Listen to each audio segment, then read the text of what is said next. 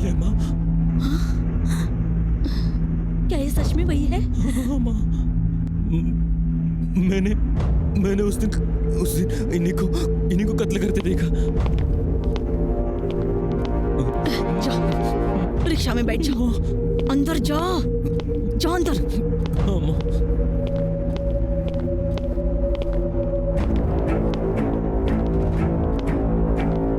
सुनिए माँ जी, ये प्रभाकर कहाँ रहता है? हाँ?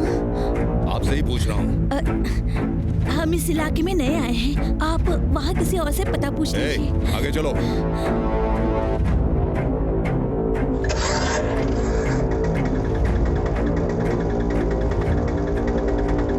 माँ जी, हाँ? आप अपना बैग छोड़ के जा रही हैं।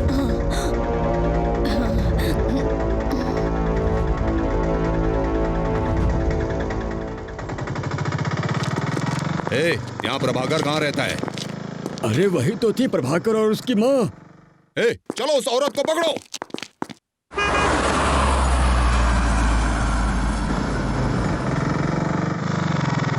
चल जल्दी, चल उतर। माँ, चल भाग जल्दी, चल। माँ, लगता है वो हमारे पीछे आ रहे हैं। चल जल्दी, चल जल्दी, जल्दी चल, चल जल्दी।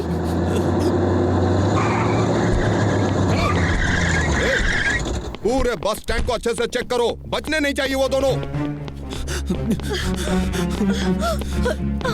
चल जल्दी, चल।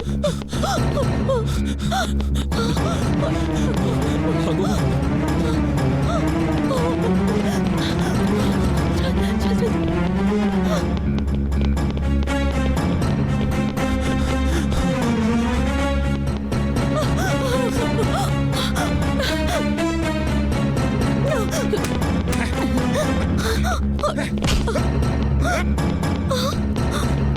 माँ, चल जल्दी, चल बेटा, चल जल्दी, चल चल जल्दी आओ, बैठ जाओ, बैठ ना। जानो उधर देख। मिला क्या?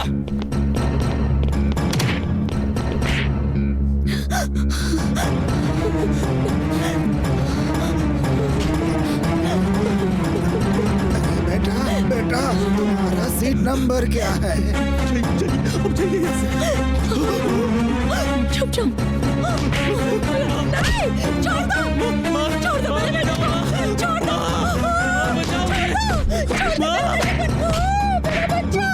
मेरा बच्चा, नहीं मेरे बच्चे को छोड़ दो। बहुत गवाही देने का शौक है ना तुझको? दिलवाता हूँ। उसने कुछ नहीं किया, लेके जाओ इसे। छोड़ दो, चलो लेके। छोड़ दो।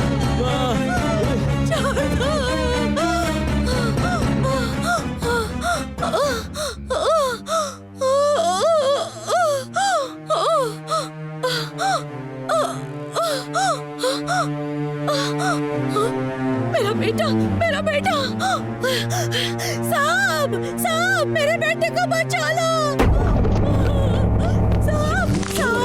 मेरे बेटे को गुंडे ने उठा लिया, मेरे बेटे को बचा लो। आप जरा शांत हो जाइए। अरे बहन जी आप डरिए मत, पहले आप बैठ जाइए और बताइए क्या हुआ। पापा मैं अभी आता हूँ। गुरु कहाँ जा रहे हो? बताओ तो सही। आप शांत रहिए। मेरा बेटा गया है, वो सब संभाल।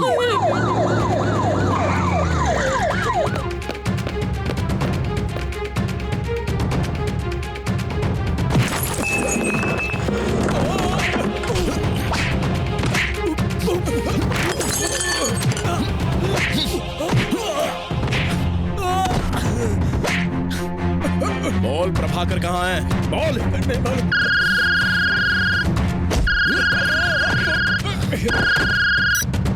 हेलो,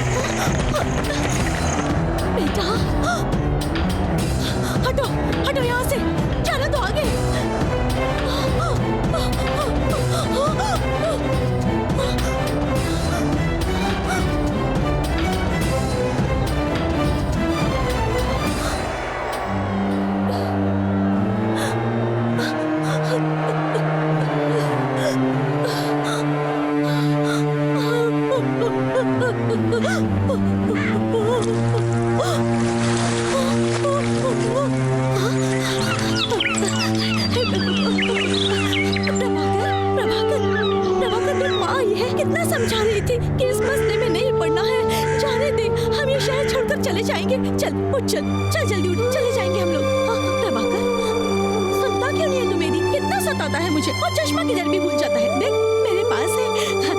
हाँ, मैं अभी पहनाती हूँ तुझे।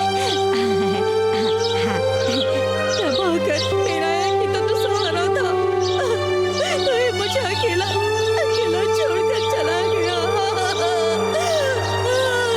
क्यों मुझे छोड़कर चला गया बेटा? क्यों चला गया?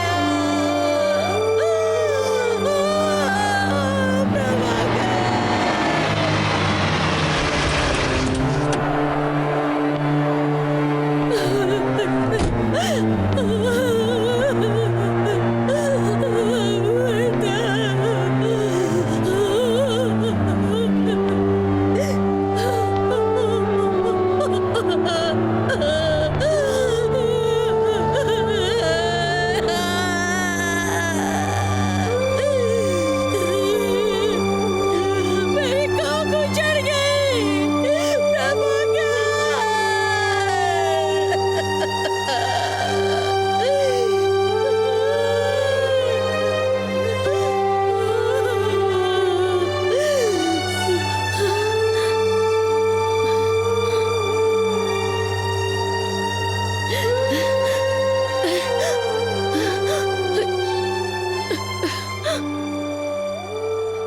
देखा तूने?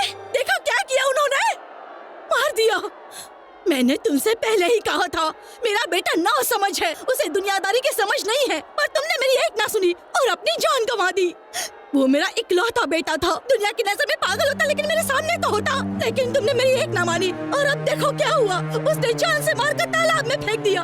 अब चुप क्यों है? अब तो तेरा कलेजा ठंडा हो गया ना?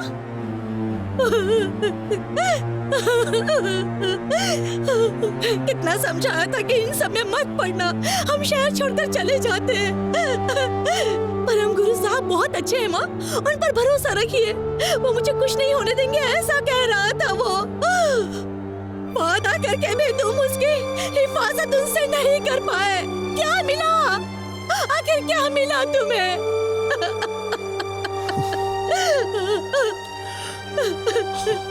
गरीब है, मरता है तो मरने दो, ऐसा ही सोचा होगा ना?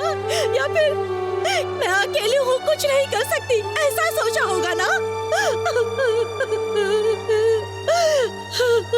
मेरे बेटे को एक भी खरोच आई तो पूरा डिपार्टमेंट जिम्मेदार होगा, कहा था ना?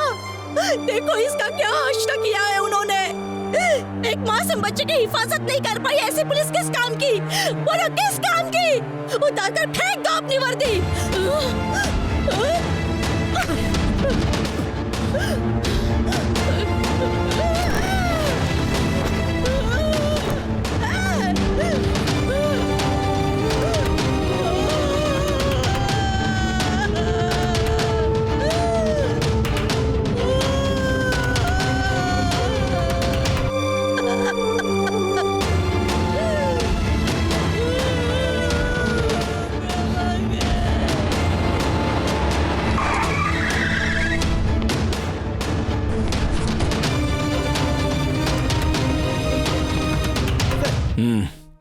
लॉकअप से इन तीनों गुंडों को मेरे पास लेकर आओ जल्दी। ठीक है सर।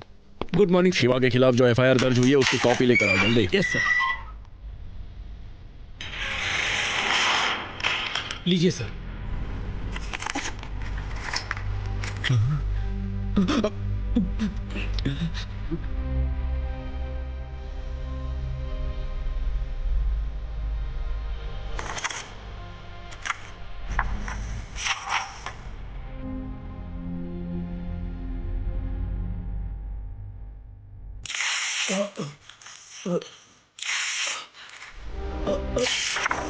अरे सर, ये तो शिवा की एफआईआर थी, अब हम उस पर एक्शन कैसे लेंगे सर? अब उसे पकड़कर अदालत ले जाकर सजा नहीं देनी है। भाई भाई भाई क्या हुआ? भाई क्या हुआ? क्या बात है? भाई वो एसीपी पूरे शहर में मेरी तलाश कर रहा है भाई। अगर उसने मुझे पकड़ लिया तो वो मुझे मार डालेगा भाई। अबे पहली बार तुझे इतने खौफ में देखा। ये बता, ऐसे कितने पुलिस वाले आए हमारे सामने, कितने वकीलों को खरीदा होगा, कितने जज का तबादला करवाया, भूल गया? भाई उसे पता है हम ऐसा ही कुछ करेंगे, इसलिए उसने FIR फाड़ के फेंक दी। इसलिए अब वो मुझे जेल नहीं ले जाएगा, सीधा मुझे गोली मार देगा। वो मुझे छोड़ेगा नहीं भाई। ऐसा है क्या?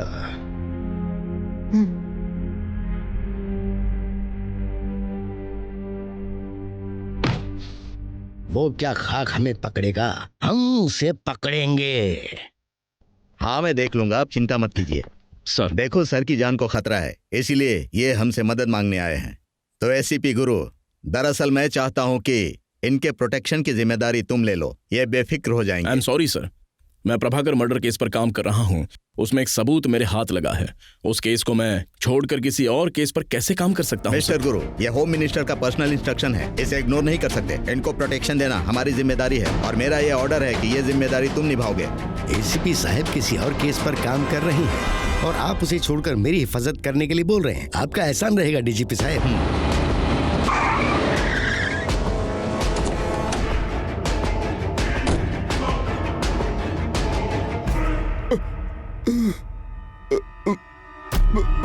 ACP गुरु। ए शिवा, आजा आजा। हाँ भाई। घबरा क्यों रहा है, बिंदास आजा। क्या बे शिवा, इस गुरु को देखकर घबरा गया? अब ये तुझे पकड़ने वाला बिल्कुल नहीं है, इसकी ड्यूटी बदलवा दी मैंने। अब ये मेरी हिफाजत करने वाला बॉडीगार्ड है, सिक्योरिटी। अब ये तेरा कुछ नहीं बिगाड़ सकता। आजा आजा। ए सुन ले गुरु, अब समझ आया तुझे मैंने अपना बॉडीगार्ड क्यों बनाया? आई ना अकल ठिकाने। ये शिवा मेरा बच्चा है, इसने मेरे लिए अपनी जान तक दांव पर लगाई है। अगर इससे खरोंच भी आई तो मैं किसी को बख्शने वाला नहीं हूं, इसलिए इसका पीछा करना छोड़ दे। अगर नहीं माना तो सुन ले, फिलहाल 1 हफ्ते के लिए प्रोटेक्शन मांगा है, वो 1 महीने का भी हो सकता है और 1 साल का भी। और तो और, जब तक रिटायर नहीं हो जाते तो पुलिस की वर्दी में रहोगे, लेकिन करोगे वॉचमैन का काम। और तू कुछ नहीं कर सकता। अगर मुझे कुछ हुआ तो सरकार को जवाब देना होगा, इसलिए दिल के बदले दिमाग से फैसला करना। हे शिवा, चल एक जाम हो जाए। थैंक यू भाई।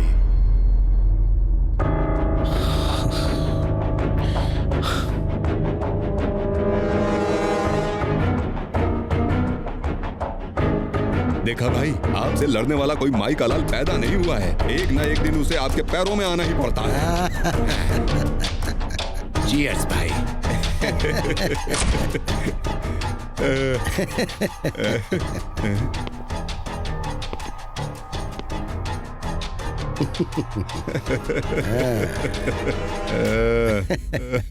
वेलकम गुरु, पैर पकड़ने आए हो क्या? मैंने हजारों को देखा है, भाई के ताकत के आगे अच्छे से अच्छे झुक जाते हैं। तू भी जा, झुक जा, जाना। जा।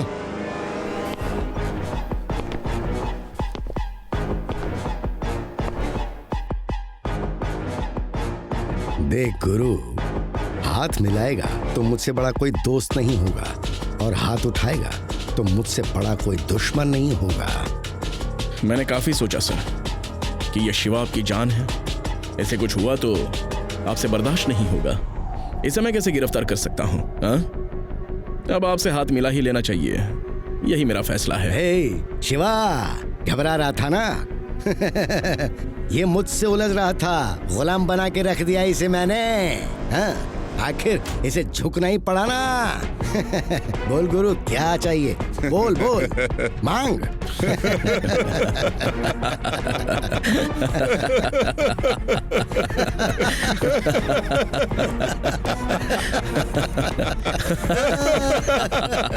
और क्या चाहिए होगा मुझे? मुझे तो बस इसकी जान चाहिए।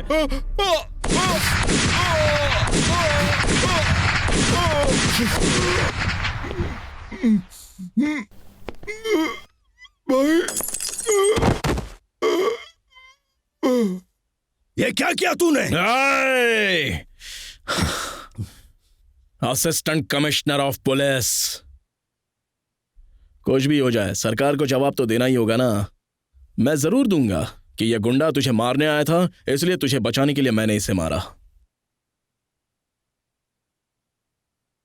क्यों, झटका लग गया क्या? इसी वक्त तुझे मारकर एक और लाइन जोड़नी पड़ेगी मुझे कि इसने तुझे मारा और तेरे बचाव में मैंने इसे मारा।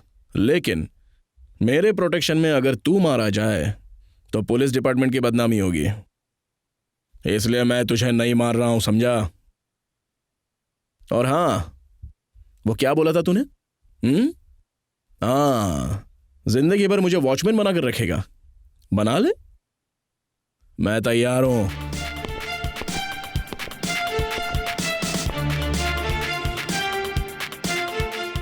ये क्या कह रहे हो? उन तीनों ऑफिसर्स के खून का जिम्मेदार जयप्रकाश है? जी हाँ सर, अब हमें फौरन एक्शन लेना होगा। देखो गुरु, जयप्रकाश वीआईपी आदमी है। जयप्रकाश पर एक्शन लेंगे तो अपने डिपार्टमेंट को ही नहीं बल्कि गवर्नमेंट को भी जवाब देना पड़ेगा। पर हाँ, तुम कहते हो तो हम उसे अरेस्ट करके कोर्ट में ले जा सकते हैं, लेकिन उसे गुनहगार साबित करने के लिए हमारे पास सबूत कहाँ है? इसीलिए मैं इंक्वायरी कमीशन की मांग कर रहा हूँ सर। वो पूछताछ करेंगे तो हकीकत तो सामने आ ही जाएगी। इंक्वायरी कमीशन बिठाने का पुलिस के पास अधिकार नहीं है, ये तुम्हें पता है ना? जानता हूँ सर, इसलिए जिसके पास ये हक है उन्हें अपने साथ लाया हूँ।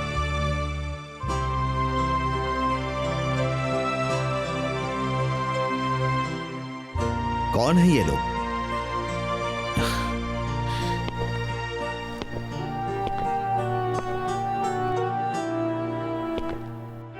जिन ऑफिसर्स का कत्ल हुआ है उनका परिवार। अगर ये अर्जी दे दे तो इंक्वायरी कमीशन इनकार नहीं करेगी सर। सर, हमें तो लगा कि हमारे पति फसाद का शिकार हुए हैं, लेकिन उनका तो कत्ल हुआ है। ये सुनकर पैरों तले जमीन खिसक गई।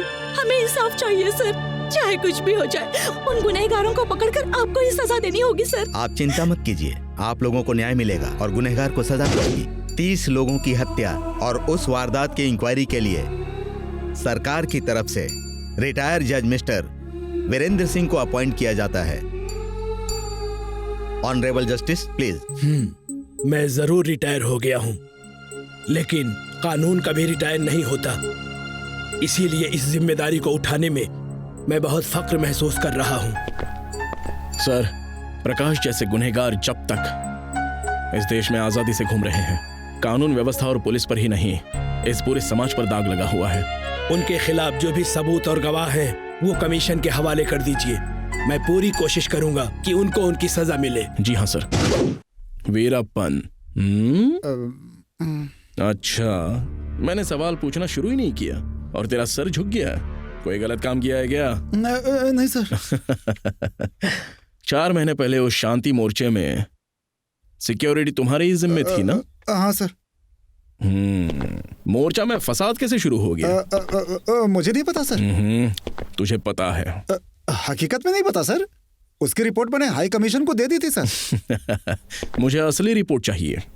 सर, वही असली रिपोर्ट थी सर। सर, असली रिपोर्ट जल्द से जल्द मेरे सामने लेके आ। फसाद हुए काफी वक्त हो चुका है। जो लोग मारे गए हैं उनकी पोस्टमार्टम रिपोर्ट पहले ही सरकार को दे दी गई है। अब आपको डिटेल्स कहां से मिलेगी सर? 27 लोगों की रिपोर्ट एकदम सही है, लेकिन क्या उन गवर्नमेंट ऑफिसर की रिपोर्ट सही है डॉक्टर? फसाद में कुछ घंटे पहले वो मर चुके थे, ऐसा हमारे डिपार्टमेंट को पूरा शक है। सर, आप भूल रहे हैं मैं भी एक सरकारी ऑफिसर हूँ। मेरी रिपोर्ट गलत नहीं हो सकती। आपके तेवर देखकर लग रहा है कि वो रिपोर्ट गलत है। डॉक्टर, ऐसी रिपोर्ट आपने किसी के दबाव में आकर बनाई है क्या? जी नहीं, दबाव तो आप मुझ पर बना रहे हैं। मेरी रिपोर्ट में कोई गलती नहीं है। Okay, thank you doctor. मैंने सरकार को एक लेटर भेजा है कि मुझे कमीशन पद से हटा दें। लेकिन सर, मैं तुमसे कोई बात नहीं करना चाहता। तुम जा सकते हो। ऐसी धमकियों से अगर आप जैसे लोग डर गए तो लोगों को इंसाफ कौन दिलाएगा? अगर ये इंक्वायरी नहीं हुई ना सर, तो एक शख्स ने हमारी बुनियाद हिला दी, ऐसा इल्जाम लगेगा हम पे। नहीं सर, प्लीज आप पीछे मत हटिए। परम गुरु, बहुत मुश्किल से उस हैवान से अपने बच्चों को बचाकर यहाँ तक लाई हूँ। इनका मन बदलने की अब कोशिश मत करना। मेरी बात सुनिए, आपके पति ही सिर्फ एक ऐसे शख्स हैं जो उस जयप्रकाश को उसके किए की पूरी सजा दिला सकते हैं। उससे पहले ये तो सुनो कि उसने मेरे परिवार को कहाँ और किस हालत में रखा था। 13वीं मंजिल, तू मेरे खिलाफ इंक्वायरी कमीशन बैठाएगा हैं? तो ये सुनकर मेरा परिवार तो कांप रहा है, हैं? तो अब तेरे परिवार को भी कांपना तो चाहिए ना। सुन, तुझे लग रहा है कि मैं एक मामूली शख्स हूं। तुझे मारूंगा नहीं, काटूंगा नहीं, जलाऊंगा नहीं, कुछ नहीं करूंगा मैं। लेकिन उसके लिए इसे इसे इसे या इसे उसे उसे इनमें से किसी एक बच्चे को यहाँ से नीचे कूदना होगा। चलो चलो जल्दी कूदो। अरे घबराओ मत, मेरे आदमी काम आएंगे। हाँ, ये तुम्हारी मदद करेंगे, एक एक करके नीचे फेंक देंगे, एक एक करके आराम से फेंक देंगे। देख, तुझे मुझसे तकलीफ है ना, तो मुझे जान से मार डाल, लेकिन मेरे परिवार का इससे कोई लेना देना नहीं है। मैं मरने के लिए तैयार हूँ। दादाजी, मैं आपको कूदने नहीं दूंगा, आपके बदले मैं कूद जा बेटा।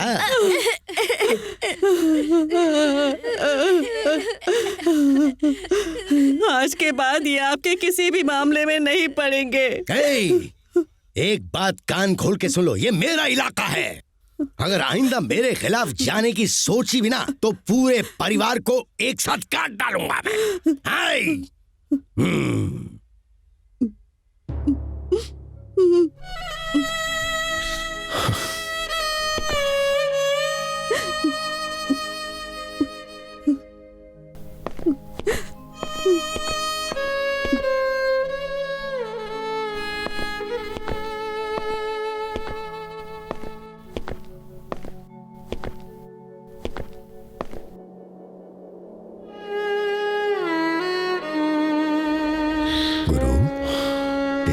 पुलिस ऑफिसर बनने की क्यों थी? बुरे लोगों से अच्छे लोगों की हिफाजत करने के लिए ना। तो जब इंक्वायरी के लिए तूने बुलाया तो वो डॉक्टर, वो पुलिस वाला और वो जज क्यों नहीं आए? उस गुंडे के खौफ की वजह से। पहले इस खौफ को खत्म करना होगा, लेकिन ये इतना आसान भी नहीं है। एक बड़ी क्रांति लानी होगी। इसमें कितना वक्त लगेगा कुछ नहीं बोल सकते। तब तक तुम्हारे पास लड़ने के अलावा और कोई रास्ता नहीं। बुज़दिलों की तरह हार नहीं माननी है। जानते हो, हमारे देश का हर एक शख्स अगर ईमानदारी से काम करना शुरू कर दे ना, तो समझ लेना कि उसी दिन अपना देश आजाद होगा। और इसकी शुरुआत मेरा बेटा करेगा, बेशक करेगा, और तू ही करेगा।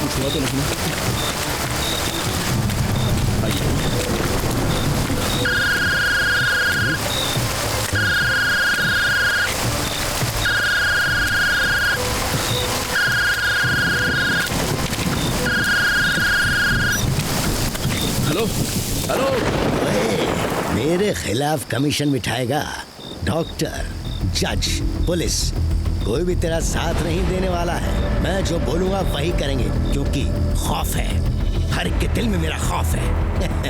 वो खौफ तुझे भी होगा।